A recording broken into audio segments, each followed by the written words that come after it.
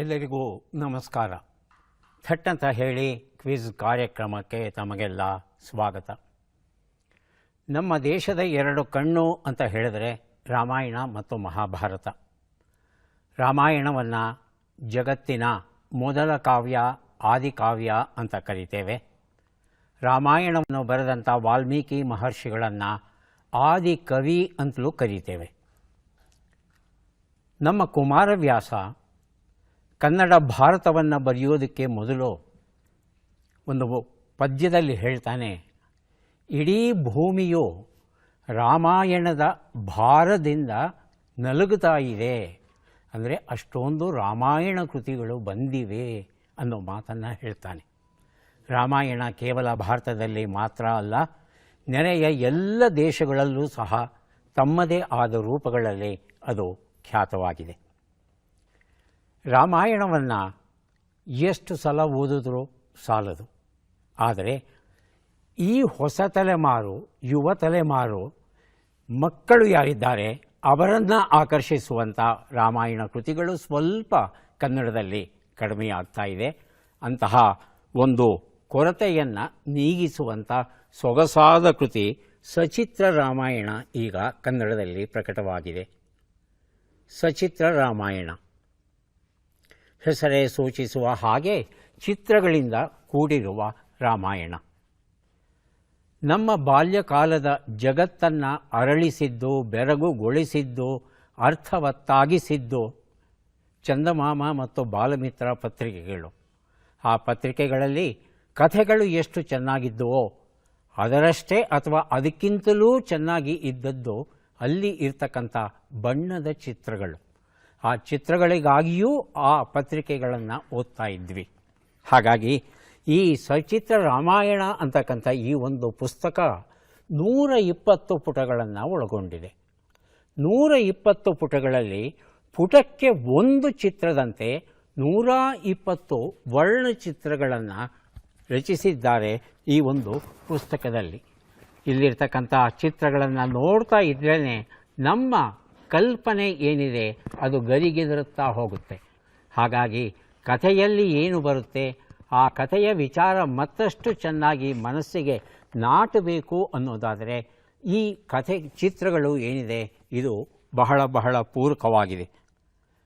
ವಾಲ್ಮೀಕಿ ಮಹರ್ಷಿಗಳು ಬರೆದಂಥ ರಾಮಾಯಣ ಬೃಹತ್ ಕಾವ್ಯ, ಮಹತ್ಕಾವ್ಯ. ಮೂಲವನ್ನು ಓದಿ ಅರ್ಥ ಮಾಡಿಕೊಳ್ಳೋದು ಖಂಡಿತ ಕಷ್ಟ ಇದೆ. ಸಂಸ್ಕೃತ ಗೊತ್ತಿಲ್ಲದವರಿಗೆ ಇನ್ನೂ ಕಷ್ಟ. ಆದರೆ ರಾಮಾಯಣದಲ್ಲಿ ಆಸಕ್ತಿ ಬರೋ ಹಾಗೆ ಮಾಡೋದಕ್ಕೆ ಈ ಒಂದು ಪುಟ್ಟ ಪುಸ್ತಕ ಏನಿದೆ ಇದು ಖಂಡಿತ ಸಹಾಯ ಮಾಡುತ್ತೆ. ಇಲ್ಲಿರ್ತಕ್ಕಂಥ 120 ಪುಟಗಳ ಸಂಕ್ಷಿಪ್ತ ಕತೆ ಮತ್ತು ನಮ್ಮ ಭಾವಜಗತ್ತನ್ನು ಅರಳಿಸುವಂಥ ಸೊಗಸಾದ ವರ್ಣಚಿತ್ರಗಳು. ಈ ಸೊಗಸಾದ ವರ್ಣಚಿತ್ರಗಳನ್ನು ಬರೆದಿರುವಂಥ ನೀರ್ನಳ್ಳಿ ಗಣಪತಿ ಹೆಗಡೆ ಅವರನ್ನು ಅಭಿನಂದಿಸ್ತಾ ಈ ಒಂದು ಪುಸ್ತಕದ ಪರಿಚಯವನ್ನು ನಮ್ಮ ಮಕ್ಕಳಿಗೆ ಮಾಡಿಕೊಡೋಣ ಅಂತ ಹೇಳ್ತಾ ಇವತ್ತಿನ ಕಾರ್ಯಕ್ರಮವನ್ನು ಆರಂಭಿಸ್ತಾ ಇದ್ದೇವೆ. ಮೊದಲಿಗೆ ಸ್ಪರ್ಧಿಗಳ ಪರಿಚಯ. ಮೊದಲ ಸ್ಪರ್ಧಿ. ನಮಸ್ಕಾರ, ನಾನು ಮೀನಾ ಕೃಷ್ಣ, ವಿದ್ಯಾರಣ್ಯಪುರದಿಂದ ಬಂದಿದ್ದೀನಿ. ಗೃಹಿಣಿ. ಹವ್ಯಾಸಗಳು ಪುಸ್ತಕ ಓದೋದು, ಪದಬಂಧ ಮಾಡೋದು. ಮೀನಾ ಕೃಷ್ಣ ಅವರಿಗೆ ಸ್ವಾಗತವನ್ನು ಕೋರ್ತಾ ಇದ್ದೇವೆ. ಮುಂದಿನ ಸ್ಪರ್ಧಿ. ಎಲ್ಲರಿಗೂ ನಮಸ್ಕಾರ. ನನ್ನ ಹೆಸರು ಸೌಭಾಗ್ಯ. ನಾನು ಬಳ್ಳಾರಿಯಿಂದ ಬಂದಿದ್ದೇನೆ. ನನ್ನ ಹವ್ಯಾಸಗಳು ಪುಸ್ತಕ ಓದುವುದು, ದಿನಪತ್ರಿಕೆ ಓದುವುದು. ಸೌಭಾಗ್ಯ ಅವರಿಗೆ ಸ್ವಾಗತವನ್ನು ಕೋರ್ತಾ ಇದ್ದೇವೆ. ಮುಂದಿನ ಸ್ಪರ್ಧಿ. ಎಲ್ಲರಿಗೂ ನಮಸ್ಕಾರ. ನನ್ನ ಹೆಸರು ಸುಧಾ ಅಂಜನಪ್ಪ, ಗೃಹಿಣಿ. ಬೆಂಗಳೂರಿನ ಶಾಸ್ತ್ರೀನಗರದಿಂದ ಬಂದಿದ್ದೇನೆ. ಪುಸ್ತಕ ಓದುವುದು, ದಿನಪತ್ರಿಕೆ ಓದುವುದು ನನ್ನ ಹವ್ಯಾಸ. ಸುಧಾ ಅವರಿಗೆ ಸ್ವಾಗತವನ್ನು ಕೋರ್ತಾ ಇದ್ದೇವೆ. ಮೂವರು ಸಿದ್ಧವಾಗಿದ್ದರೆ ಕಾರ್ಯಕ್ರಮ ಆರಂಭಿಸೋಣ. ಮೊದಲಿಗೆ ನಿಯಮಗಳನ್ನು ಒಮ್ಮೆ ನೋಡಿಬಿಡೋಣ. ಒಟ್ಟು 10 ಪ್ರಶ್ನೆಗಳು. ಮೊದಲು ಬಜರ್ ಒತ್ತಿದವರಿಗೆ ಉತ್ತರ ನೀಡುವ ಅವಕಾಶ. ಪ್ರತಿ ಸರಿ ಉತ್ತರಕ್ಕೆ ಒಂದು ಪುಸ್ತಕ ಬಹುಮಾನ. ಆಯ್ಕೆಗಳು ಬರುವ ಮೊದಲೇ ಬಜರ್ ಒತ್ತಿ ಸರಿ ಉತ್ತರ ನೀಡಿದರೆ 2 ಪುಸ್ತಕ ಬಹುಮಾನ. 100 ಅಂಕ ಗಳಿಸಿದವರಿಗೆ ಒಂದು ಪುಸ್ತಕ ವಿಶೇಷ ಬಹುಮಾನ. ನಕಾರಾತ್ಮಕ ತಂತ್ರಗಳಿಗೆ ಅವಕಾಶವಿಲ್ಲ. ಇಂದಿನ ಕಾರ್ಯಕ್ರಮದಲ್ಲಿ ನಾವು ಕೊಡುವ ಎಲ್ಲ ಪುಸ್ತಕಗಳನ್ನು ನಮಗೆ ಕೊಟ್ಟಿದ್ದಾರೆ ಬಳ್ಳಾರಿಯ ಎನ್ ತಿಪ್ಪಣ್ಣ ಮತ್ತು ಎನ್ ಟಿ ಗೌರಮ್ಮ, ಮಾಜಿ MLC ಮತ್ತು ರಾಜ್ಯ ಅಧ್ಯಕ್ಷರು. ಅಖಿಲ ಭಾರತ ವೀರಶೈವ ಮಹಾಸಭೆ ಬೆಂಗಳೂರು ಅವರಿಗೆ ಕೃತಜ್ಞತೆಗಳನ್ನು ಸೂಚಿಸುತ್ತಾ ಕಾರ್ಯಕ್ರಮದ ಮೊದಲ ಪುಸ್ತಕ ಮೊದಲ ಪ್ರಶ್ನೆಯನ್ನು ನೋಡೋಣ.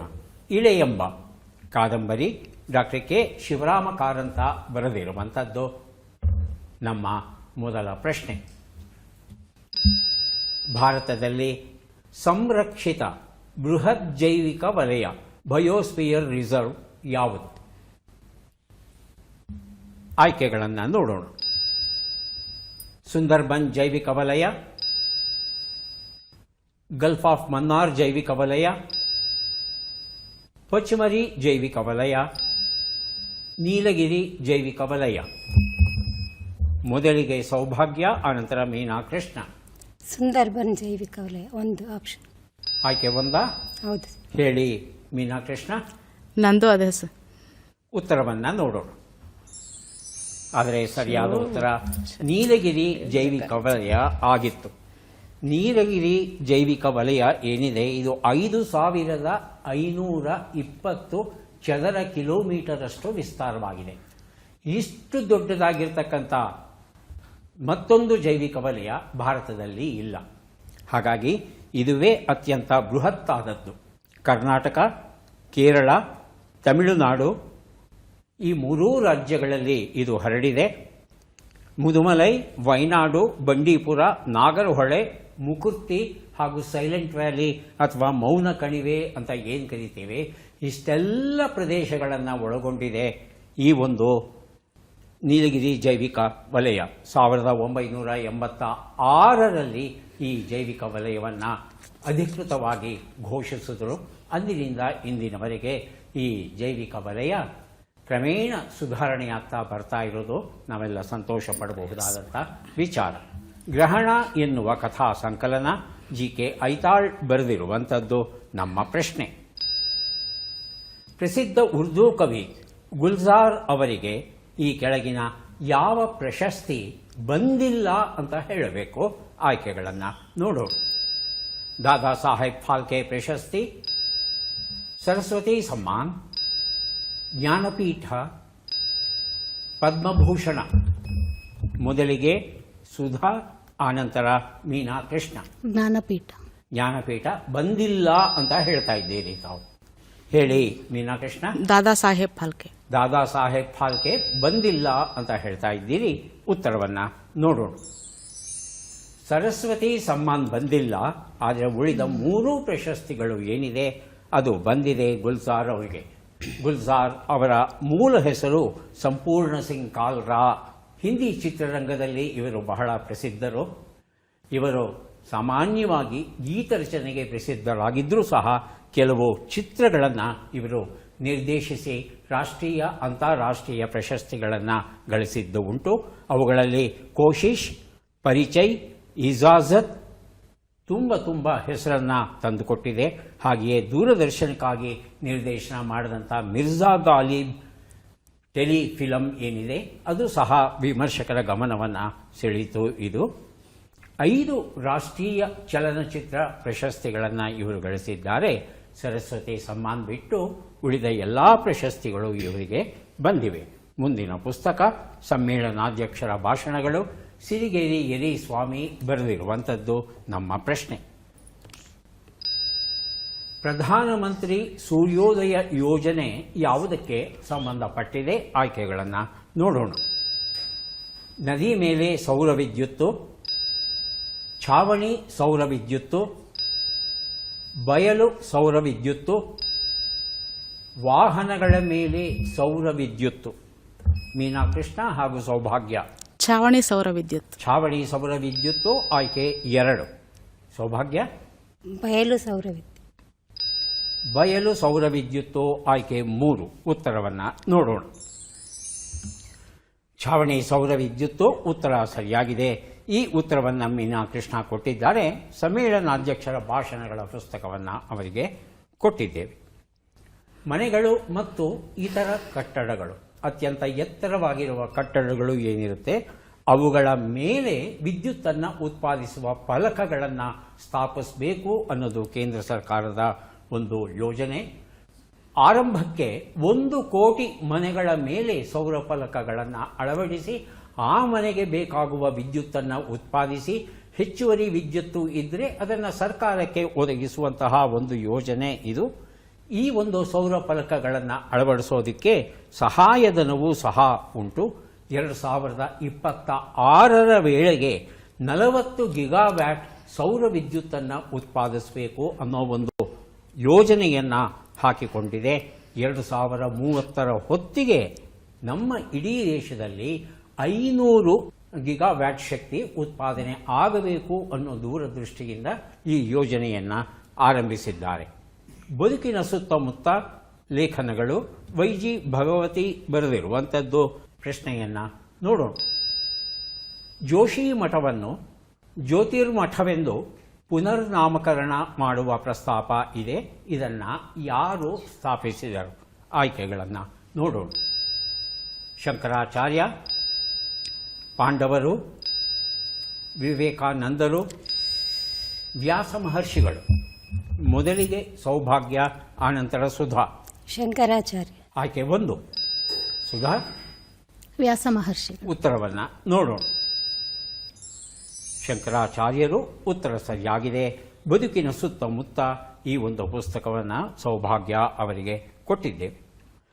ಉತ್ತರಾಖಂಡ್ ರಾಜ್ಯದ ಚಮೇಲಿ ಜಿಲ್ಲೆಯಲ್ಲಿ ಇರ್ತಕ್ಕಂಥ ಒಂದು ಯಾತ್ರಾ ಸ್ಥಳ ಜೋಶಿ ಮಠ. ಇದನ್ನು ಈಗ ಜ್ಯೋತಿರ್ಮಠ ಅಂತ ಹೆಸರನ್ನು ಬದಲಾವಣೆ ಮಾಡಿದ್ದಾರೆ. ಶಂಕರಾಚಾರ್ಯರು ಭಾರತದ 4 ಮೂಲೆಗಳಲ್ಲಿ 4 ಮಠಗಳನ್ನು ಅವರು ಆರಂಭಿಸ್ತಾರೆ.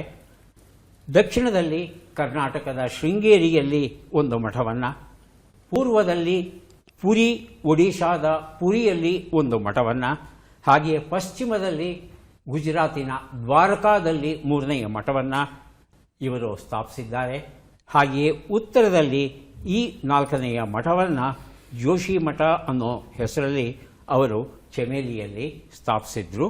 2021ರ ಪ್ರವಾಹದಲ್ಲಿ ಸಾಕಷ್ಟು ಹಾನಿಯಾಗಿತ್ತು ಈ ಒಂದು ಪ್ರದೇಶಕ್ಕೆ. ಚಮೇಲಿ ಜಿಲ್ಲೆಯಲ್ಲಿ ಇರತಕ್ಕಂಥ ಈ ಒಂದು ಜೋಶಿ ಮಠಕ್ಕೆ.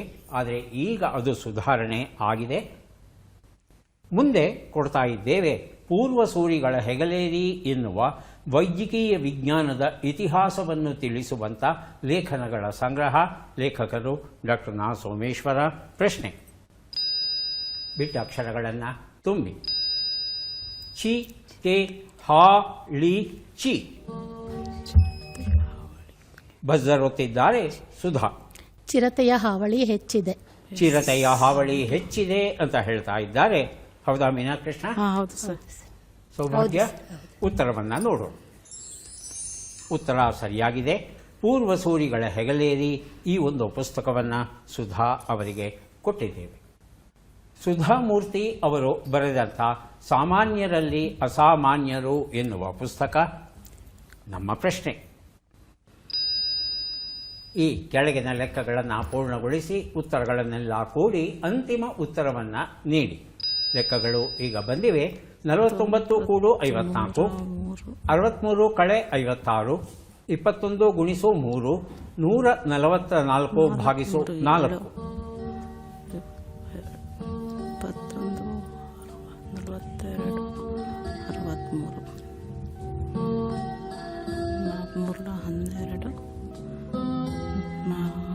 63, 4, 12,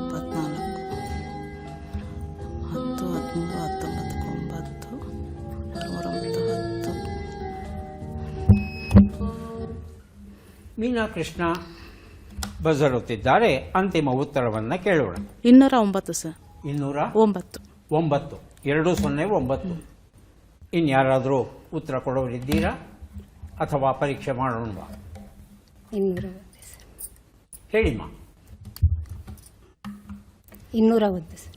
ಅದೇ ಉತ್ತರವಾ? ಅದೇ ಉತ್ತರ ಸರ್. ಉತ್ತರವನ್ನು ನೋಡ್ತಾ ಹೋಗೋಣ. ಒಂದು ಉತ್ತರ 103, 7, 63, 36 ಎಲ್ಲವನ್ನ ಕೂಡಿದ್ರೆ 209 ಬಂದಿದೆ. ಈ ಉತ್ತರವನ್ನು ಮೊದಲು ಮೀನಾಕೃಷ್ಣ ಕೊಟ್ಟಿದ್ದಾರೆ. ಸಾಮಾನ್ಯರಲ್ಲಿ ಅಸಾಮಾನ್ಯರು ಎನ್ನುವ ಈ ಒಂದು ಪುಸ್ತಕವನ್ನು ಅವರಿಗೆ ಕೊಟ್ಟಿದ್ದೇವೆ. ಈಗ ಕೊಡಲಿದ್ದೇವೆ. ಪ್ರಚಲಿತ ಪ್ರಸಂಗಗಳು, ಪ್ರಮೇಯಗಳು, ಚಿಂತನ ಬರಹಗಳ ಸಂಚಯ. ಎಚ್ ಶಾಂತರಾಜ ಐತಾಳ ಬರೆದಿರುವಂಥದ್ದು ನಮ್ಮ ಪ್ರಶ್ನೆ. ಈ ಚಿತ್ರದಲ್ಲಿ ಇರುವವರನ್ನ ಗುರುತಿಸಿ ಚಿತ್ರವನ್ನು ನೋಡೋಣ.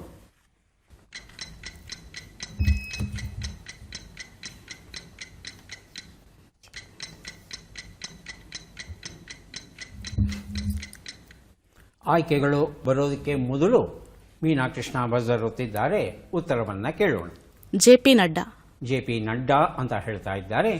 ಆಯ್ಕೆಗಳು: ಪಿಯೂಷ್ ಗೋಯಲ್, ಜೆ.ಪಿ. ನಡ್ಡಾ, ಶರ್ವಾನಂದ ಸೋನೋವಾಲ್, ಧರ್ಮೇಂದ್ರ ಪ್ರಧಾನ್. ಹೇಳಿ ಸುಧಾ. ಜೆ.ಪಿ. ನಡ್ಡಾ. ಉತ್ತರವನ್ನು ನೋಡೋಣ. ಜೆ.ಪಿ. ನಡ್ಡಾ ಉತ್ತರ ಸರಿಯಾಗಿದೆ. ಪ್ರಚಲಿತ ಪ್ರಸಂಗಗಳು ಈ ಒಂದು ಪುಸ್ತಕದ ಜೊತೆ ಗ್ರಹಣ ಎನ್ನುವ ಕಥಾ ಸಂಕಲನ 2 ಪುಸ್ತಕಗಳನ್ನು ಮೀನಾಕೃಷ್ಣ ಅವರಿಗೆ ಕೊಟ್ಟಿದ್ದೇವೆ. ಜಗತ್ ಪ್ರಕಾಶ್ ನಡ್ಡಾ ಅವರು 34ನೆಯ ಆರೋಗ್ಯ ಹಾಗೂ ಕುಟುಂಬ ಕಲ್ಯಾಣ ಸಚಿವರಾಗಿ ಆಯ್ಕೆಯಾಗಿದ್ದಾರೆ. ಹಾಗೆಯೇ ಮತ್ತೊಂದು ವಿಭಾಗವನ್ನು ಇವರು ನಿರ್ವಹಿಸ್ತಾ ಇದ್ದಾರೆ. ಅದು ರಾಸಾಯನಿಕ ಮತ್ತು ಗೊಬ್ಬರಗಳ ವಿಭಾಗ. 24ನೆಯ ಸಚಿವರಾಗಿ ಈ ವಿಭಾಗವನ್ನು ನಿರ್ವಹಿಸ್ತಾ ಇದ್ದಾರೆ. ವೃತ್ತಿಯಿಂದ ಇವರು ವಕೀಲರು, BA ಮತ್ತು LLB ಪದವೀಧರರು. ಶಾಲಾ ದಿನಗಳಲ್ಲಿ ಇವರು ರಾಷ್ಟ್ರೀಯ ಮಟ್ಟದ ಈಜು ಚಾಂಪಿಯನ್ ಸಹ ಆಗಿದ್ದರು. ಮುಂದಿನ ಪುಸ್ತಕ ಮಕ್ಕಳಿಗಾಗಿ ನೀತಿ ಕಥೆಗಳು. ಸಂಪಾದಕರು ಎಂ ಗೌರಮ್ಮ. ಪ್ರಶ್ನೆ: ಈ ಅಕ್ಷರಗಳನ್ನು ಸರಿಯಾಗಿ ಜೋಡಿಸಿ. ಅಕ್ಷರಗಳು: ವ, ಚೇ, ಶಿ, ತ, ರಿ, ತೋ, ವೈ, ಜ.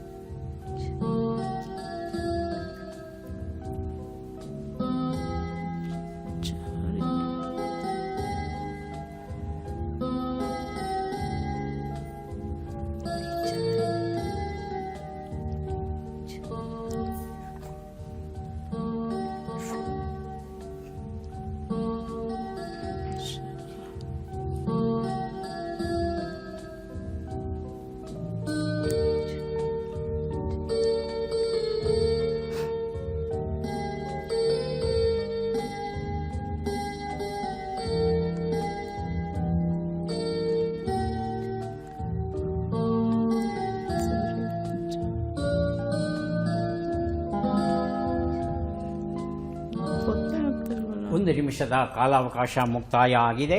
ಉತ್ತರವನ್ನು ನೋಡೋಣ. ಚೇತೋಜಾತ ವೈರಿ ಶಿವ ಅನ್ನೋದು ಸರಿಯಾದ ಉತ್ತರ ಆಗಿತ್ತು. ಮನ್ಮಥನ ವೈರಿ ಶಿವ ಎನ್ನುವ ಅರ್ಥ ಬರುತ್ತೆ ಈ ಒಂದು ಶಬ್ದಕ್ಕೆ. ಮುಂದಿನ 3 ಪುಸ್ತಕಗಳು ಕೊಡೋಕೆ ನಾವು ಸಿದ್ಧ. ಪದಬಂಧ ಬಂದಿದೆ. ಸುಳುಹುಗಳನ್ನು ನೋಡೋಣ. ಚಿಟ್ಟೆ ಬೀಳುವುದು ಮುತ್ತೈದೆಯರಿಗೆ ನೀಡುತ್ತಾರೆ.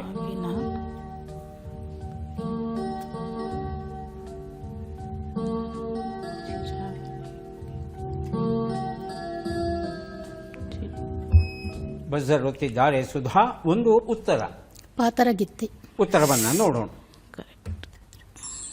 ಪಾತರಗಿತ್ತಿ ಉತ್ತರ ಸರಿಯಾಗಿದೆ. ಕರ್ನಾಟಕ ರಾಜ್ಯ ಕೃಷಿ ಅಭಿಯಾನ ಈ ಪುಸ್ತಕ ಕೊಟ್ಟಿದ್ದೇನೆ. 2 ಉತ್ತರ. ಬೀಳುವುದು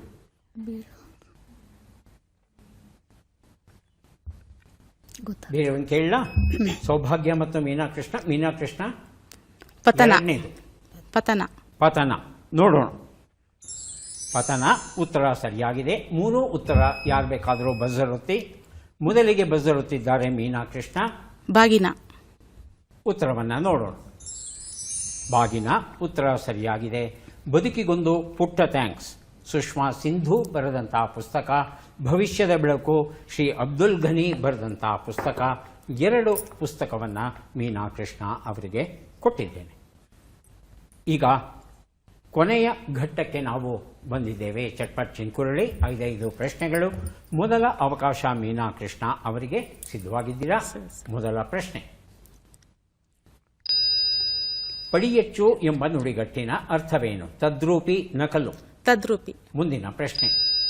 ಕಷ್ಟ, ಸಂಕಟ, ವಿಪತ್ತು ಎಂಬ ಅರ್ಥವನ್ನು ಕೊಡುವ ಶಬ್ದ ಯಾವುದು? ಆರ್ತ. ಆರ್ತ. ಮುಂದಿನ ಪ್ರಶ್ನೆ. ಸೂರ್ಯ, ಚಂದ್ರ, ಶುಕ್ರ, ಬೃಹಸ್ಪತಿಗಳು ಒಂದೇ ರಾಶಿಯಲ್ಲಿ ಬಂದಾಗ ಯಾವ ಯುಗವು ಆರಂಭವಾಗುತ್ತದೆ? ಕೃತಯುಗ, ಕಲಿಯುಗ. ಕಲಿಯುಗ. ಮುಂದಿನ ಪ್ರಶ್ನೆ. ಈ ಗಾದೆಯನ್ನು ಪೂರ್ಣಗೊಳಿಸಿ ಮೊರಡಿಯೊಳೆ. ಮುಂದಿನ ಪ್ರಶ್ನೆ. ಈ ಒಗಟನ್ನು ಬಿಡಿಸಿ ಕರ್ರಗೆ ಮಿಣಿಮಿಣಿ, ಕೊರೆದರೆ ಕೊಬ್ಬರಿ, ಒಳಗೆಲ್ಲ ಮೆಣಸಿನ ಬೀಜ. ಉತ್ತರವನ್ನು ನೋಡ್ತಾ ಹೋಗೋಣ. 1 ಉತ್ತರ ಪಡಿಯಚ್ಚು ತದ್ರೂಪಿ ಸರಿಯಾಗಿದೆ.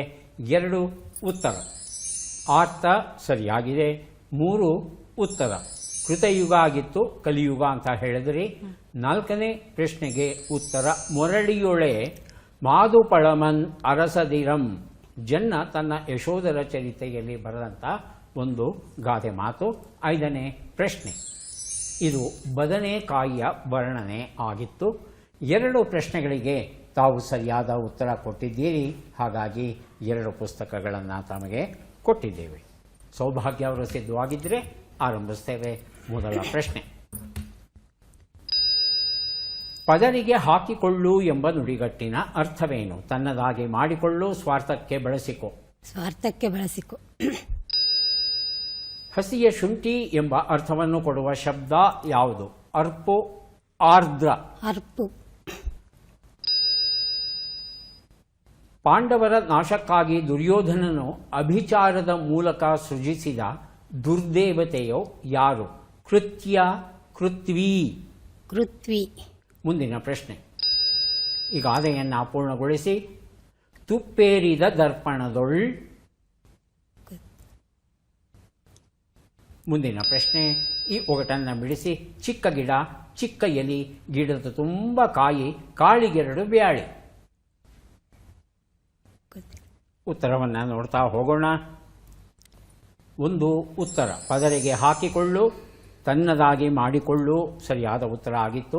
2ನೇ ಪ್ರಶ್ನೆಗೆ ಉತ್ತರ ಆರ್ದ್ರ ಆಗಿತ್ತು, ಅರ್ಪು ಅಂತ ಹೇಳಿದ್ರಿ ತಾವು. 3ನೇ ಪ್ರಶ್ನೆಗೆ ಉತ್ತರ ಕೃತ್ಯ ಆಗಿತ್ತು, ಹೇಳಿದ್ರ? ಇಲ್ಲ. ಕೃತ್ವಿ ಹೇಳಿದ್ರಿ. 4ನೇ ಪ್ರಶ್ನೆಗೆ ಉತ್ತರ ತುಪ್ಪೇರಿದ ದರ್ಪಣದೊಳ್ ಪಜ್ಜಳಿ ಸಾರ್ಪುದೇ ಪ್ರತಿಬಿಂಬಂ. ಜನ್ನ ಯಶೋಧರ ಚರಿತೆಯಲ್ಲಿ ಬರೆದಂಥ ಗಾದೆ ಮಾತು. ತುಪ್ಪ ಬಿದ್ದಂಥ ಕನ್ನಡಿ ಪ್ರತಿಫಲಿಸುತ್ತಾ, ಈ ರೀತಿ ಒಂದು ಅರ್ಥ ಬರುತ್ತೆ ಈ ಗಾದೆ ಮಾತಿಗೆ. 5ನೇ ಪ್ರಶ್ನೆ. ಇದು ಶೇಂಗಾ ಅಥವಾ ಕಡಲೆಕಾಯಿ ಗಿಡದ ವರ್ಣನೆ ಆಗಿತ್ತು. ಯಾವುದೇ ಪ್ರಶ್ನೆಗೂ ತಾವು ಇಲ್ಲ. ಕೊಟ್ಟಿಲ್ಲ. ಈಗ ಸುಧಾ ಅವರಿಗೆ ಅವಕಾಶ ಬರ್ತಾ ಇದೆ. ಸಿದ್ಧವಾಗಿದ್ದೀರಾ? ಮೊದಲ ಪ್ರಶ್ನೆ. ಪದ ಹಾಡು ಎಂಬ ನುಡಿಗಟ್ಟಿನ ಅರ್ಥವೇನು? ಮುಕ್ತಾಯ ಮಾಡು, ಮನರಂಜನೆಯನ್ನ ನೀಡು. ಮುಕ್ತಾಯ ಮಾಡು. ಮುಂದಿನ ಪ್ರಶ್ನೆ. ಸಾಮರ್ಥ್ಯವುಳ್ಳವನು, ಸಾಹಸಿ ಎಂಬ ಅರ್ಥವನ್ನು ಕೊಡುವ ಶಬ್ದ ಯಾವುದು? ಆರ್ಪಿಗ, ಆರ್ಜವ. ಆರ್ಜವ. ಮುಂದಿನ ಪ್ರಶ್ನೆ. ವ್ಯಾಸ ಮಹರ್ಷಿಗಳ ಮೊಮ್ಮಗಳ ಹೆಸರೇನು? ಕೃತ್ವಿ, ಕೃತಿ. ಕೃತ್ವಿ. ಮುಂದಿನ ಪ್ರಶ್ನೆ. ಈ ಗಾದೆಯನ್ನು ಪೂರ್ಣಗೊಳಿಸಿ ಬೆಂದ ಬಿದಿಗೆ. ಗೊತ್ತು. ಮುಂದಿನ ಪ್ರಶ್ನೆ. ಈ ಒಗಟನ್ನು ಬಿಡಿಸಿ ಗೇಣುದ್ದ ಕಾಯಿ, ಮಾರುದ್ದ ಎಲೆ. ಸೂಜಿದಾರ. ಸೂಜಿದಾರ. ಸೂಜಿದಾರ. ಉತ್ತರವನ್ನು ನೋಡ್ತಾ ಹೋಗೋಣ.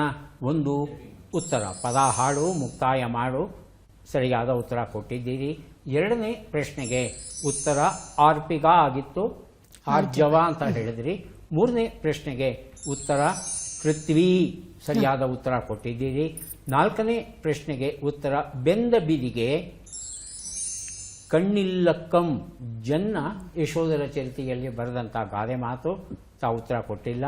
5ನೇ ಪ್ರಶ್ನೆಗೆ ಉತ್ತರ ಇದು ಬಾಳೆ ಗಿಡದ ವರ್ಣನೆ ಆಗಿತ್ತು. 2 ಸರಿಯಾದ ಉತ್ತರ ಕೊಟ್ಟಿದ್ದೀರಿ. 2 ಪುಸ್ತಕಗಳನ್ನು ತಮಗೆ ಕೊಡ್ತಾ ಇದ್ದೇವೆ. ಈಗ ಅವಕಾಶ ಸುಧಾವು ಮುಗೀತಲ್ವಾ? ಕೊನೆ ಆಯಿತಲ್ವಾ? ಯಾರಿಗೆ ಎಷ್ಟು ಪುಸ್ತಕಗಳನ್ನು ಕೊಡಬೇಕು ಆ ಒಂದು ಕ್ಷಣ ಈಗ ಬಂತು. ಮೊದಲಿಗೆ ನಾವು ಮೀನಾ ಕೃಷ್ಣ ಅವರಿಗೆ 3, 6, 2 8 ಪುಸ್ತಕಗಳನ್ನು ಕೊಡ್ತಾ ಇದ್ದೇವೆ. ದಯವಿಟ್ಟು ಪುಸ್ತಕಗಳನ್ನು ಸ್ವೀಕರಿಸಿ. ಕಾರ್ಯಕ್ರಮದಲ್ಲಿ ಭಾಗವಹಿಸಿದ್ದಕ್ಕೆ ತಮಗೆ ಧನ್ಯವಾದಗಳು.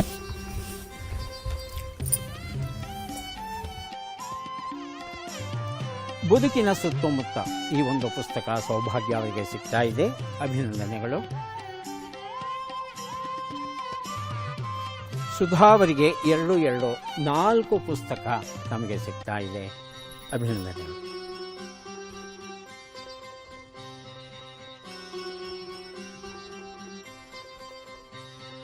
ಅರ್ಧ ಕಾಮನ ಬಿಲ್ಲನ್ನು ನಾವೆಲ್ಲ ನೋಡಿದ್ದೇವೆ.